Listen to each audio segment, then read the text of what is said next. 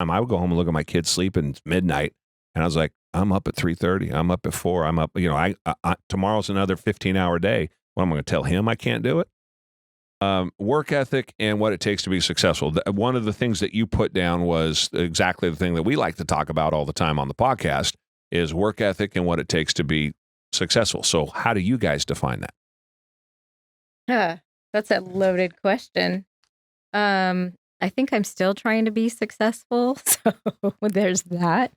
But I think just getting up every day and trying to be better than I was yesterday. Why do Very you say cliche. you're still trying?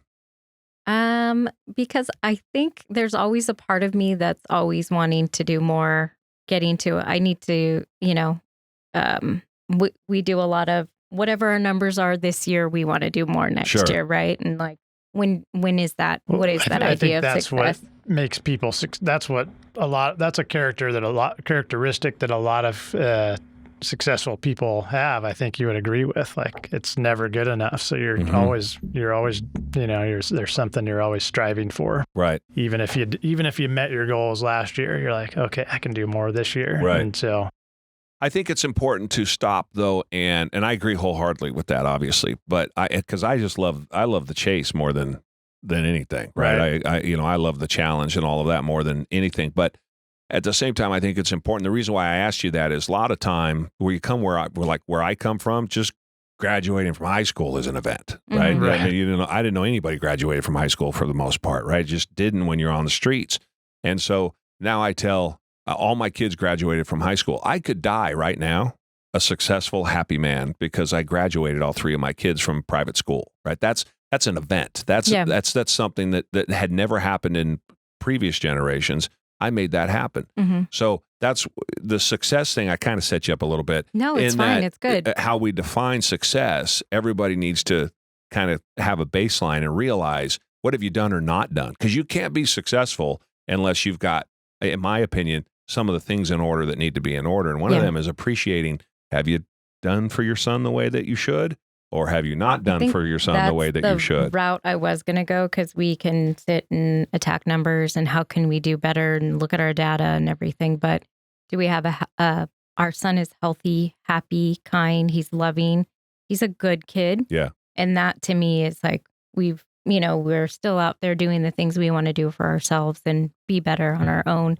But we're also raising a kid that is a part of our business. He knows what it takes to go to work and he's been there right next to us, and he's a good kid. Yeah. And we're leading by example, but we don't want him to just see that it's just work. But we also want, one of the things we do with him and we've done as a family is daily gratitudes. What are we grateful for? Nice. And so it's easy to strive for this great big house and, keep up with the Joneses, for lack of a better word, and try to, have the better car and the this and the that and the things.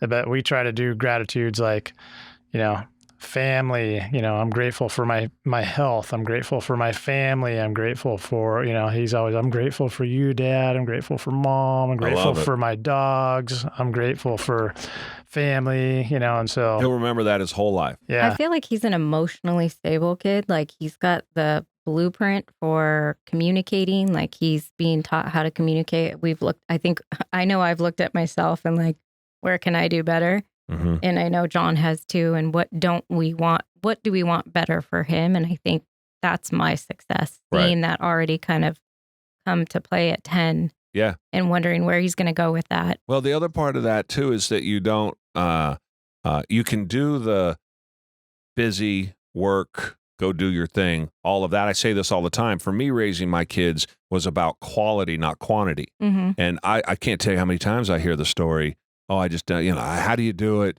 I got to work 12 hours a day and there's no time for my family. And I say, what are you talking about? Well, I have to go home at 10 hours. And then you go home at 10 hours. You see the kid while you're walking in the house. You go home and sit down on the couch and maybe you eat dinner together and then you put them to bed. But you spent 6 hours of that 6 hours, 45 minutes was spent with the kid. Yeah. Right. And so then there's no perspective. And in my case, I always worked, but so everything that I did, hundreds of millions of dollars of revenue, I never missed a kid event.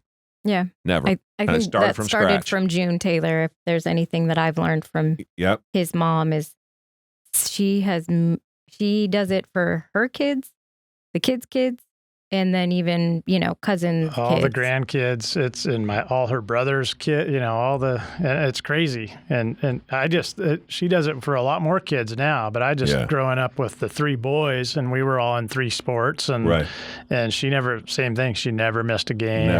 And yet she was building a successful business. Yeah. I don't know how she did it. She was in 2 places at one time, and she pulled it off. She pulled it off. I would coach. And I would go coach and then would have a game, and the game would get over, and the kids spent all that time with me, and we'd go to the snack deal, which is really all they care about at 8 years old, is hitting the snow cone, the snack wagon and getting the snow cone. And then I would go to work and they would go home. Or I would 80% of their life I put them to bed at 8:30. I'd come home, they were in bed by 8:30. I'd wrestle with them, would joke, what are you going to be when you grow up? My kids will tell you this right now. What are you going to be when you grow up? Whatever I want. How are you going to get there? Work hard. So not unlike the daily gratitudes that you do. And they remember that all these years later. And I was there 80% of the time to do it while though I was building a business. And so you can do the responsible thing. Kids are not an impediment to doing business. In fact, from my perspective, they drove my success. I called him the closer a couple times. The what? The closer. Yeah. He's helped us close some deals. He was great to have with us when we're showing houses. That makes sometimes. sense. Yeah. Good. I didn't want to go home and he was asleep. One of my kids were asleep. Imagine going home and looking at him laying there and telling him, I'm too tired to get up. I'm too tired to put in the extra time or make that phone call or do that. And I use that all the time. I would go home and look at my kids sleeping midnight, and I was like, I'm up at 3:30. I'm up at 4. I'm up. Tomorrow's another 15-hour day. What am I going to tell him? I can't do it.